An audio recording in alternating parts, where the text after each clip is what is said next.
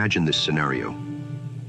The US government obtains intelligence that hidden somewhere in central Iraq is an actual Stargate, placed there by the Anunnaki gods of ancient Sumeria. This device employs time travel technology and permits individuals and equipment to pass into another dimension outside of the space-time continuum. Once there, it is possible to travel across the galaxy or into another galaxy instantaneously, and then pop back into space-time on another planet. The government also learns that Nibiru, the 12th planet, is due to make its return passage through our solar system on its 3,600-year orbit in a matter of months. In this scenario, when Nibiru is closest to Earth, the Anunnaki, the ancient huge hominoid gods of Sumeria who built the Stargate, would, it seems likely, take the opportunity to travel to Earth through that same Stargate and will set up their encampment in Iraq. By default, this will have the effect of propping up the current regime. US government leaders know that such an eventuality must be prevented at all costs, so they decide that with the help of extraterrestrial allies, they must invade Iraq and close the Stargate. The Russians, Germans, and French, however, having been intimately involved in Iraq's archaeology, know what they're up to and prefer that the Stargate remain open, thus preventing American domination of the world. With time running out, President Bush invades Iraq. American scientists raid the museum and close the Stargate, thus frustrating the grandiose ambitions of the self-styled reincarnation of Nebuchadnezzar, Saddam Hussein, and making the world safe for the New World Order. According to Dr. Michael Salla, this is exactly what actually happened.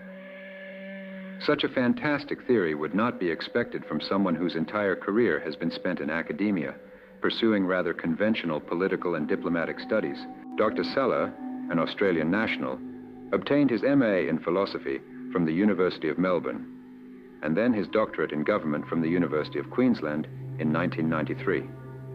After spending 2 years as an associate at the Centre for Middle Eastern and Central Asian Studies in Australia, he joined the faculty of the Department of Political Science at Australian National University in Canberra as a lecturer. In 1996, he came to the US and gained an academic appointment at the School of International Service at American University in Washington, D.C., where he remained until 2001.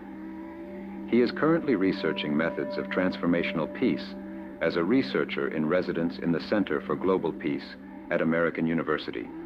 He believes that the US, Russia, Germany, and France have been aware that the Anunnaki left behind some very high-tech apparatus and possible weaponry when they abandoned the Earth around 1700 BC, and that Saddam Hussein had been getting assistance from Russian, German, and French archaeological teams for years in an attempt to unravel and perhaps reverse engineer this apparatus, which Salla claims is probably far in advance of any technology we might have obtained from the Greys, from Zeta Reticuli, who he believes to be our friends.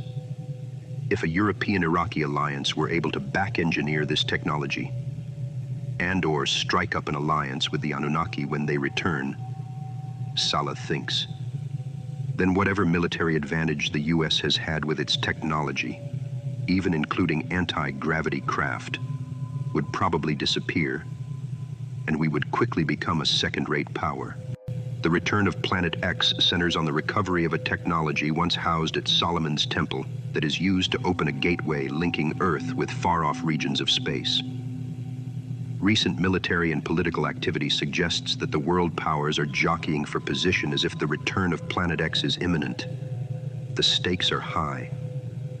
This planet is at the center of a biblical prophecy known as the Day of the Lord, a picture of an ancient Sumerian tablet in which the god Anu, the ruler of Planet X, appears to be going through a gate, flanked by 2 people holding posts or pillars with globes on top.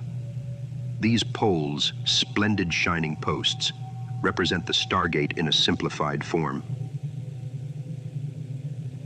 Another Sumerian tablet shows Gilgamesh going through a similar gate. Gilgamesh, the hero of the ancient Sumerian epic poem bearing his name, written about 2900 BC. He was the king of Uruk, a city in southern Mesopotamia, who sought immortality by searching for the stairway to heaven and the abode of the gods. Ultimately, he ascended a ladder and went through a gate and entered a new world where he met long-dead Utnapishtim, Noah, and questioned him about the gods. Dr. Sala believes the Stargate will be found at Uruk, where German archaeologists have been digging for many years at the invitation of Saddam Hussein and have unearthed an ancient city.